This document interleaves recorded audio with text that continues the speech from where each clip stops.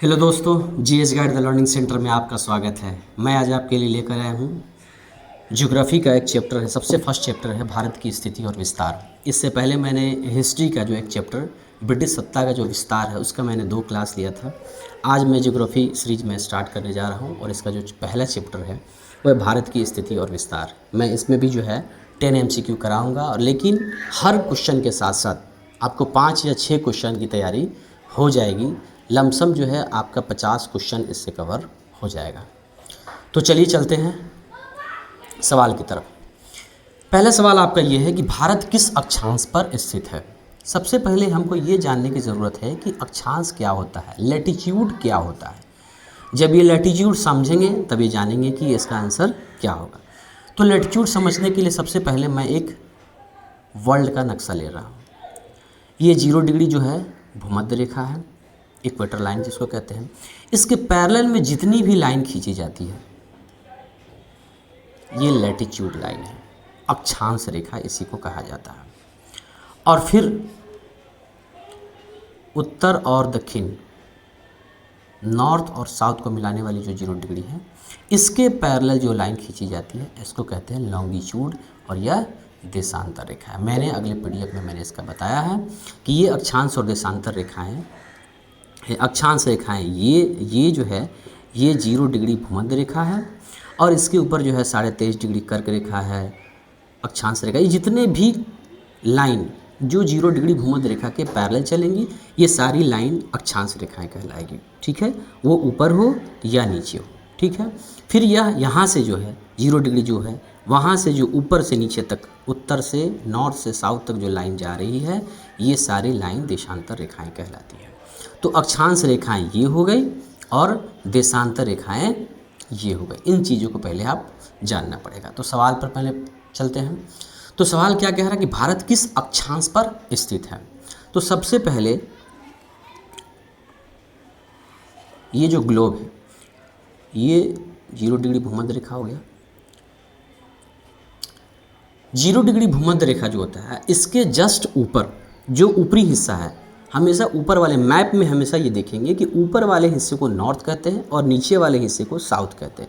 ऊपर उत्तर हो गया, नीचे दक्षिण हो गया। और फिर राइट साइड वाला जो हिस्सा होता है वो होता है पूरब, और ये जो हो गया आपको, ये इसको आप नॉर्थ कह दीजिए, इसको साउथ कह दीजिए। ये इधर हो जाता है ईस्ट और इधर होता है वेस्ट। तो सबसे पहले मैंने इस पूरे वर्ल्ड के नक्शे को मैंने 2 बराबर भागों में बांट लिया। तो ये आपको हो गया उत्तरी अक्षांश और ये हो गया दक्षिणी अक्षांश। तो कह रहा भारत किस अक्षांश पर स्थित है।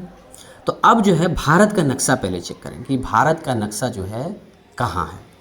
तो ये आपको भारत का नक्शा दिया हुआ है।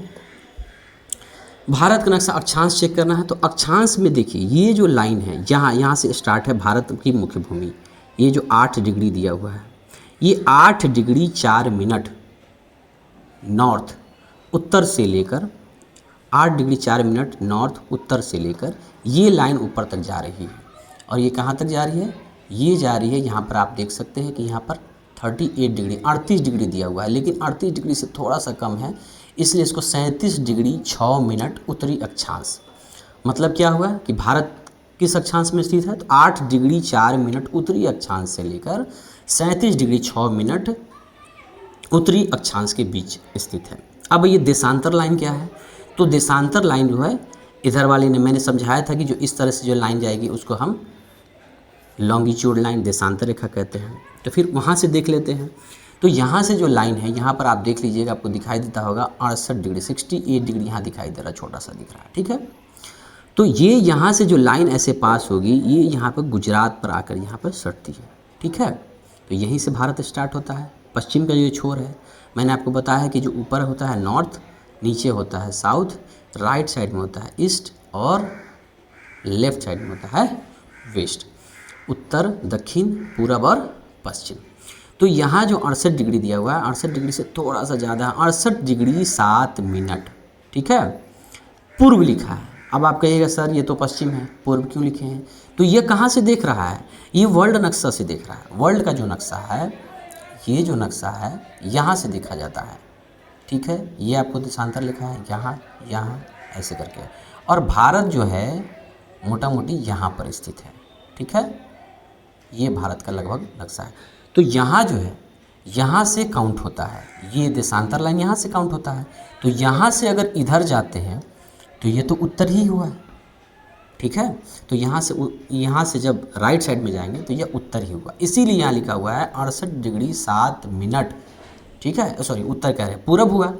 तो इसीलिए कहा जाता है 68 डिग्री 7 मिनट पूरब से 97 डिग्री 25 मिनट पूर्वी देशांतर के बीच फैला है। अब 97 डिग्री कहाँ है, तो यहाँ आ जाइए, अरुणाचल प्रदेश। यहाँ से जब ऊपर देखिएगा तो ये है 96 डिग्री, थोड़ा सा इससे ज़्यादा जो है ये यहाँ से ऐसे सटते हुए ऐसे लाइन गुजरती है, ठीक है। तो इसको बोलते हैं 97 डिग्री 25 मिनट पूर्वी देशांतर, ठीक है। तो सबसे पहले हम जाने कि 8 डिग्री 4 मिनट उत्तरी अक्षांश से लेकर 37 डिग्री 6 मिनट उत्तरी अक्षांश के बीच अवस्थित है।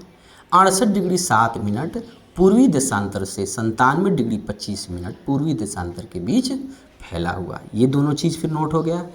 तीसरा चीज़ ये दे रहा है कि कर्क रेखा 23.5 डिग्री वो भारत की लगभग बीच से गुजरता है। जो कर्क रेखा होता है, ठीक है, कर्क रेखा का मतलब ये होता है कि जो 0 डिग्री भूमध्य रेखा, इसके ऊपर की जो लाइन है 23.5 डिग्री, मैंने यहाँ अभी आपको बताया है कि 23.5 डिग्री जो कर्क रेखा है, ये 23.5 डिग्री जो कर्क रेखा है, ऊपर का जो उत्तरी जो भाग है, उत्तर की तरफ जो 23.5 डिग्री जब बढ़ते हैं तो उसको कर्क रेखा कहते हैं, और नीचे की तरफ 23.5 डिग्री बढ़ते हैं तो इसके मकर रेखा कहते हैं।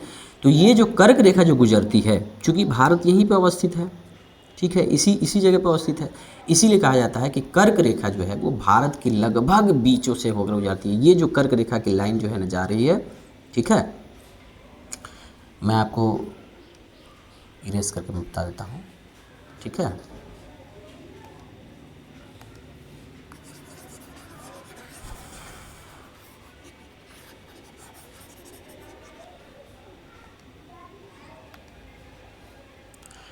ये जो कर्क रेखा ये बीचों बीच जा रहा है भारत के, ठीक है, यहाँ पे लिखा हुआ है कर्क रेखा। तो भारत कर्क रेखा जो है भारत के लगभग बीचों बीच से होकर गुजरती है। अब हम आते हैं क्वेश्चन की तरफ। भारत किस अक्षांश पर स्थित है? तो पहला ऑप्शन था 8 डिग्री 4 मिनट उत्तरी अक्षांश से 37 डिग्री 6 मिनट उत्तरी अक्षांश। क्या ये सही है? सही है। दूसरा ऑप्शन है 68 डिग्री 7 मिनट पूर्वी देशांतर से 97 डिग्री 25 मिनट पूर्वी देशांतर। क्या ये सही है? सही है। तीसरा है 23.5 डिग्री उत्तरी अक्षांश। क्या ये सही है? ये भी सही है। मैंने अभी पढ़ा है कि 23.5 डिग्री कर्क रेखा पर अवस्थित है। तो इसका आंसर क्या हो जाएगा? इसका आंसर हो जाएगा डी, इनमें से सभी। ठीक है, अगले क्वेश्चन की तरफ चलते हैं। अगला क्वेश्चन कहता है कि भारत का कुल क्षेत्रफल कितना है? ठीक है, तो भारत का कुल क्षेत्रफल कितना है? 3.28 मिलियन वर्ग किलोमीटर। इसको कहते हैं 32 लाख, ठीक है, 87,000। अगले पीडीएफ में आप देख सकते हैं 32,87,263 वर्ग किलोमीटर ये भारत का कुल क्षेत्रफल है। ठीक है, और विश्व का ये कितने नंबर पर आता है? ये 7वें नंबर पर देश आता है क्षेत्रफल की दृष्टि से। याद रखिएगा, एक दो सवाल इसमें पूछता है, एक जनसंख्या की दृष्टि से और एक क्षेत्रफल की दृष्टि से। तो क्षेत्रफल की दृष्टि से इसका नंबर क्या है? 7वां नंबर है। ठीक है, इससे पहले कौन कौन देश है उसकी आपको एक सीरीज आपको याद करनी पड़ेगी। टॉप 10 कंट्री आपको याद करना होगा। उसका एक ट्रिक मैं आपको देता हूँ। उसका ट्रिक ये है, यहाँ से मैं लिखता हूँ। मैंने याद किया था कि रुकची अबा आभा, रुकची अबा आभा, रुकची अबा आभा, अर्जे कजा अलजी, अर्जे कजा अलजी। ठीक है, रुकची अबा आभा अर्जे कजा अलजी। ये हम बहुत पहले मैंने ये ट्रिक याद किया था। रू से होता है रूस, क से होता है कनाडा, ची से होता है चीन, अ से होता है अमेरिका, बा से होता है ब्राज़ील, आ से ऑस्ट्रेलिया, भा से भारत, अर्जे से अर्जेंटीना और कजा से कजाकिस्तान, अलजी से अल्जीरिया। ठीक है, तो भारत का नंबर कितने नंबर पर है?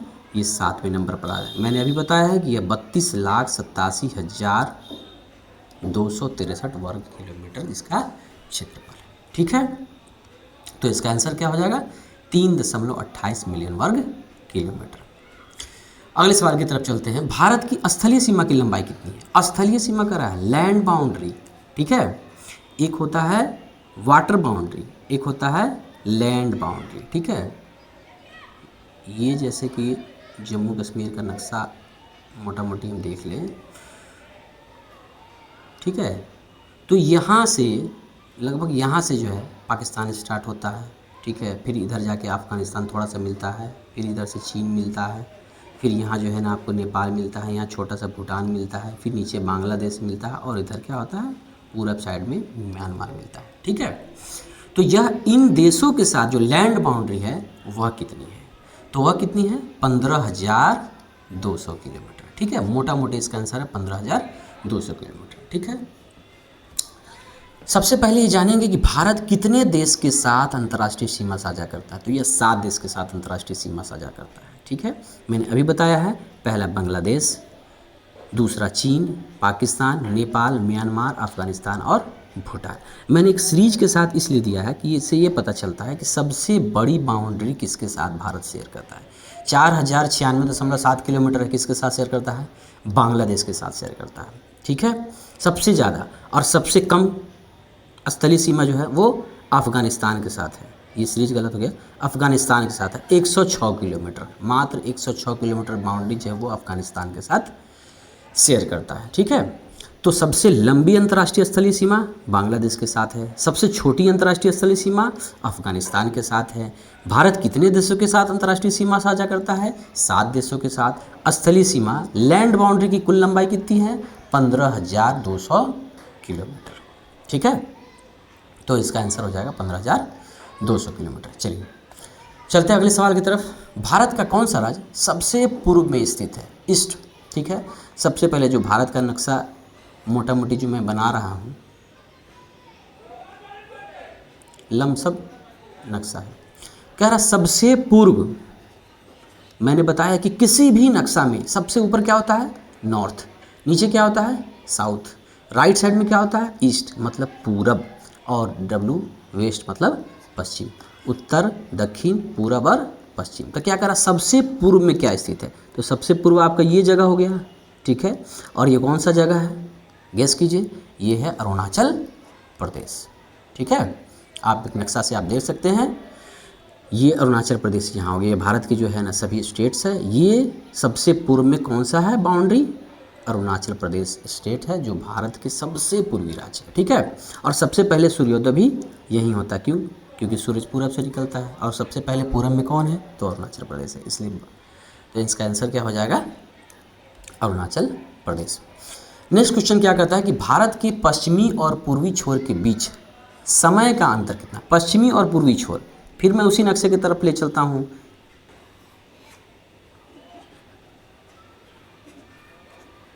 ये हो गया आपका पश्चिमी छोर, ये हो गया आपका पूर्वी छोर। पूर्वी छोर में आता है अरुणाचल प्रदेश, अभी मैंने देखा है, और पश्चिमी छोर में आता है गुजरात। क्या रहा है? पश्चिमी और पूर्वी छोर के बीच समय का अंतर कितना? समय, तो सबसे पहले जो है समय के लिए मैं पहले इसको ये कैलकुलेट करूँगा, इसमें कितने डिग्री का अंतर है, ठीक है। मैंने अभी इसे थोड़ा सा पहले बताया है, जब अक्षांश बता रहा था उसमें मैंने देशांतर में बताया था कि 68 डिग्री 7 मिनट पूर्वी देशांतर से 97 डिग्री 25 मिनट पूर्वी देशांतर के बीच भारत अवस्थित है। मोटा मोटी इसके बीच की जो डिग्री है वो जब माइनस करेंगे, मोटा मोटी 30 डिग्री के करीब आता है लमसम में, ठीक है, 30 डिग्री।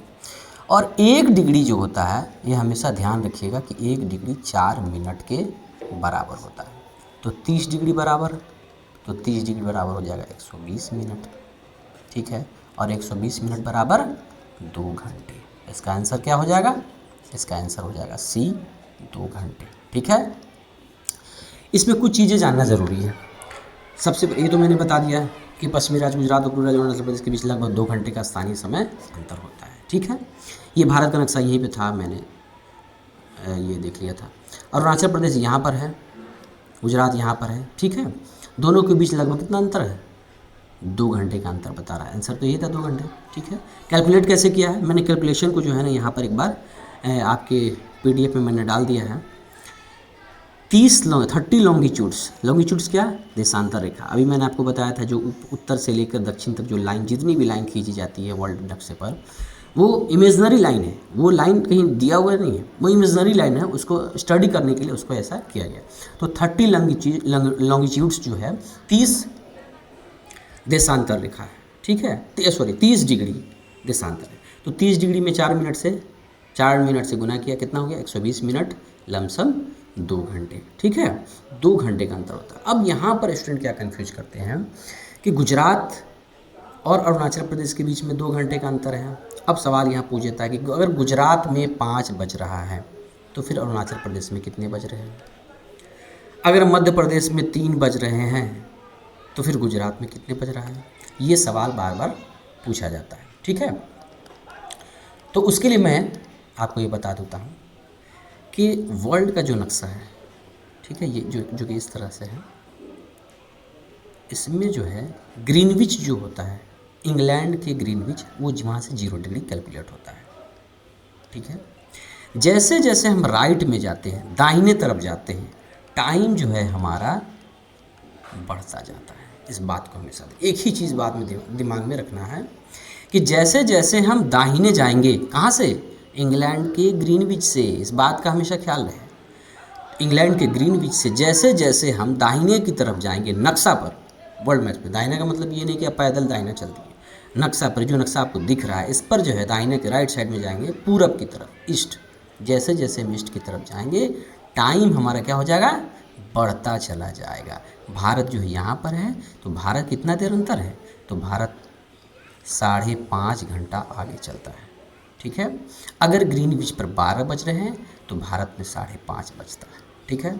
अब यहाँ सवाल ये है कि अगर गुजरात में 4 बज रहा है तो बताइए अरुणाचल प्रदेश में क्या बजेगा, ठीक है।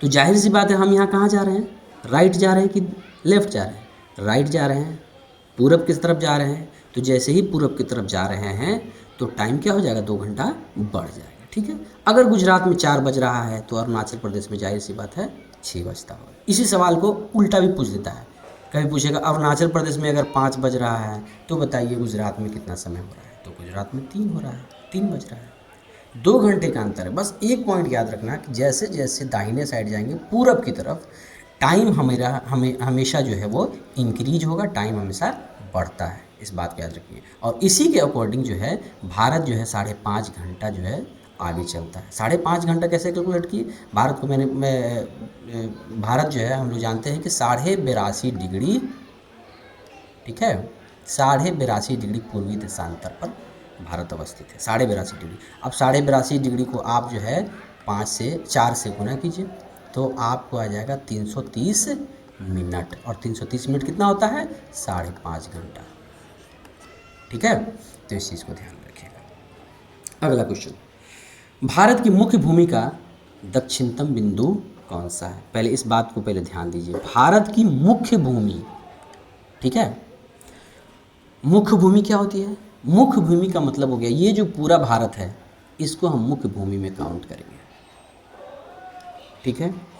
और भारत का ही पार्ट है ये अंडमान और निकोबार द्वीप समूह, भारत का ही पार्ट है लक्षद्वीप। लेकिन सवाल पूछता है हमसे कि भारत की मुख्य भूमि, तो भारत की मुख्य भूमि का मतलब ये जो भारत में स्थित है। तो भारत के सबसे दक्षिण में कौन सा बिंदु है, तो ये रहा आपको कन्याकुमारी। जब भारत की मुख्य भूमि का दक्षिणतम बिंदु पूछेगा तो कन्याकुमारी। लेकिन अगर पूरे भारतीय महाद्वीप या पूरे भारत, जो भारतीय महाद्वीप का सबसे अंतिम छोर पूछेगा तो वो यहाँ पर है, अंडमान निकोबार द्वीप समूह में एक जगह है इंदिरा पॉइंट। इस बात को हमेशा ध्यान रखिएगा कि भारतीय महाद्वीप का दक्षिणतम बिंदु क्या है, तो वह इंदिरा पॉइंट है। लेकिन अगर पूछेगा भारत की मुख्य भूमि का दक्षिणतम बिंदु क्या है, तो वो है कन्याकुमारी, ठीक है। चलिए अगले सवाल पर चलते हैं। भारत के कुल कितने पड़ोसी देश हैं। मैंने अभी थोड़ा देर पहले एक नक्शा देकर आपको बताया था कि भारत के 7 पड़ोसी देश है। चलिए नक्शा से देखते हैं कि भारत का सबसे पहला पाकिस्तान हो गया। अफ़गानिस्तान की बाउंड्री बस थोड़ा सा लगती है, 106 किलोमीटर। मैंने अभी आपको बताया था कि 106 किलोमीटर बाउंड्री लगती है अफ़गानिस्तान की। सबसे छोटा बाउंड्री भारत जो है वो अफ़गानिस्तान के साथ शेयर करता है, और सबसे बड़ी बाउंड्री जो है ये बांग्लादेश है। ये बांग्लादेश की बाउंड्री यहाँ से है, ऐसे ऐसे करके पूरा पूरा ऐसे घूमते हुए जाता है, ठीक है। तो सबसे बड़ी बाउंड्री लगभग 4000 के करीब है। तो ये सबसे बड़ी बाउंड्री जो है बांग्लादेश के साथ शेयर करता है और सबसे छोटा बाउंड्री अफगानिस्तान के साथ शेयर करता है। भारत के कितने पड़ोसी देश हैं? तो पाकिस्तान, अफगानिस्तान 2 हुआ, तीसरा चाइना, चौथा नेपाल, पाँचवा भूटान, छठा बांग्लादेश और सातवां म्यांमार। ये 7 जो है भारत के पड़ोसी देश है। ध्यान रहे इस बात में, नोट करके आप ध्यान कर लीजिए कि श्रीलंका जो है ये भारत का पड़ोसी देश नहीं है। क्यों? क्योंकि इसकी मुख्य भूमि जो है वो भारत की मुख्य भूमि से नहीं मिलती है। यह इसको समुद्री पड़ोसी माना जाता है। एक यहाँ श्रीलंका है, एक इधर अरेबियन सीप में जो है एक मालदीव है जिसकी राजधानी माले है, ठीक है। तो ये दोनों जो है श्रीलंका और मालदीव जो है वो समुद्री पड़ोसी माने जाते हैं, लेकिन पड़ोसी देश नहीं है। पड़ोसी देश में जो है वही है 7 पड़ोसी देश, ठीक है। अगले क्वेश्चन की तरफ चलते हैं। भारत किस गोलार्ध में स्थित है? नक्शा से मैंने आपको समझाया था एक बार, थोड़ा सा इससे पहले मैंने क्वेश्चन में आपको समझाया था कि ऊपर में क्या होता है? उत्तर। तो इसको बोलेंगे, ये गोला तो है लेकिन गोलार्ध, गोलार्ध का मतलब क्या होता है? गोला अर्ध, ठीक है, मतलब आधा गोला। तो ऊपर वाला जो साइड है वो उत्तरी गोलार्ध है और नीचे वाला जो साइड है वो दक्षिणी गोलार्ध है, ठीक है। तो सवाल ये पूछ रहा है कि भारत किस गोलार्ध में स्थित है। तो सबसे पहले तो भारत, नक्शा मैंने देखा था तो भारत ऊपर के साइड में था, तो भारत उत्तरी गोलार्ध में हो गया, ठीक है। ऊपर के साइड में भारत कहाँ था? यहाँ लगभग था, मोटा मोटी यहाँ पर था लम्स। तो सबसे पहले तो ये डिसाइड हो गया कि उत्तरी गोलार्ध में, दक्षिणी गोलार्ध में नहीं है, ठीक है। अब उत्तरी गोलार्ध में भी 2 भाग हैं, एक पूर्वी है या पश्चिमी है। इधर हो जाता है पूर्वी और इधर हो जाता है पश्चिमी, ठीक है। तो अब यहाँ भी सवाल ये उठता है कि ये पूर्वी है या पश्चिमी है, तो जाहिर सी बात है देखने में लग रहा है ये पूर्वी है। तो उत्तरी गोलार्ध में भी है, ठीक है, और पूर्वी गोलार्ध में भी है। तो उत्तरी और पूर्वी गोलार्ध इसका राइट आंसर हो जाएगा, ठीक है। तो इसका आंसर हो जाता है सी, उत्तरी और पूर्वी गोलार्ध इसका आंसर हो जाएगा। मैंने नक्शा देखिए, ये वर्ल्ड का नक्शा है, वर्ल्ड मैप है, इसमें भारत का नक्शा यहाँ है। ये आपको हो गया 0 डिग्री इक्वेटर लाइन, ये इक्वेटर लाइन जा रही है, ठीक है। और ये जो है ये यहाँ से बीच वाली लाइन यहाँ से आ रही है, ठीक है। अब यहाँ से देख लीजिए, सबसे पहले तो उत्तरी गोलार्ध में स्थित है और ये पूरब में भी स्थित है, उत्तर में भी है और, ठीक है। चलिए अगले क्वेश्चन की तरफ चलते हैं। भारत में कितने राज्य कर्क रेखा को स्पर्श करते हैं? कर्क रेखा मैंने अभी से थोड़ा देर पहले बताया है कि कर्क रेखा क्या होता है। वर्ल्ड मैप पर 0 डिग्री इक्वेटर लाइन के उत्तरी गोलार्ध में 23.5 डिग्री ऊपर जाने पर, 23.5 डिग्री ऊपर जाने पर जो लाइन हमको मिलती है उसको ट्रॉपिक ऑफ कैंसर कर्क रेखा कहा जाता है, ठीक है। चूँकि भारत जो है यहीं पे अवस्थित है, इसीलिए पूछा जाता है कि भारत कि किन किन राज्यों से कर्क रेखा होकर गुजरती है, ये सवाल पूछता है, ठीक है। कितने राज्य से कर्क रेखा होकर गुजरती है? तो इसका एक शॉर्टकट ट्रिक है, वो है गुराम छजाप त्रिमी, ठीक है। मैं सॉल्यूशन में जाकर मैंने आपको बताता हूँ। गुराम छजाप त्रिमी, ठीक है। गु से क्या हो गया? गुजरात, रा से राजस्थान, म से मध्य प्रदेश, छ से छत्तीसगढ़, झा से झारखंड, प से पश्चिम बंगाल, त्रि से त्रिपुरा, मी से मिजोरम, ठीक है। देखिए यहाँ से ये एक ट्रॉपिक ऑफ कैंसर गुजर रही है।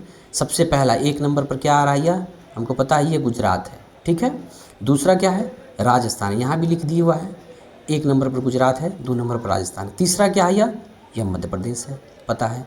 चौथा क्या है? ये छत्तीसगढ़ है। 5वां नंबर में ये झारखंड हो गया। 6ठे नंबर पे पश्चिम बंगाल, 7वें नंबर पे त्रिपुरा और 8वें नंबर पे मिजोरम। ये ट्रिक जरूर याद रखिएगा, गुराम छजाप त्रिमी। गुराम छजाप त्रिमी आप याद रखिएगा, कभी नहीं भुलाइएगा कि कितने राज्यों से गुजरती है, उन राज्यों के नाम क्या है। नाम को आपका शॉर्टकट आपको पहले नाम के शुरू का जो अक्षर है उसी से ये शॉर्टकट तैयार किया गया है, गुराम छजाप और त्रिमी, ठीक है। चलिए अगले सवाल के लास्ट सवाल है ये, भारत का कुल क्षेत्रफल विश्व के कुल क्षेत्रफल का कितना प्रतिशत है? भारत का कुल क्षेत्रफल मैंने अभी पढ़ाया है, कितना बताया था बताइए? 32,87,263 स्क्वायर किलोमीटर, मीटर। ठीक है, ये मैंने आपको बताया था भारत का कुल क्षेत्रफल। ये कह रहा है वर्ल्ड का जो टोटल एरिया है, पूरे वर्ल्ड का जो टोटल एरिया है, इसमें जो भारत है, चूँकि यह 32,87,230 वर्ग किलोमीटर है, तो यह एरिया पूरे भारत का, पूरे वर्ल्ड का, पूरे दुनिया का कितना प्रतिशत है? तो इसका आंसर हो जाएगा 2.4%। इसका यह राइट आंसर है। ठीक है, सही उत्तर भारत का क्षेत्रफल कुल 3.28 मिलियन वर्ग किलोमीटर है। पहले क्वेश्चन में मैंने बता दिया है। विश्व के कुल भौगोलिक क्षेत्रफल का 2.4%। ठीक है, तो आज के लिए बस इतना ही। अगर वीडियो थोड़ा भी पसंद आए तो प्लीज़ चैनल को सब्सक्राइब और शेयर जरूर करें। अपना और अपने परिवार का ख्याल रखें। खुश रहें।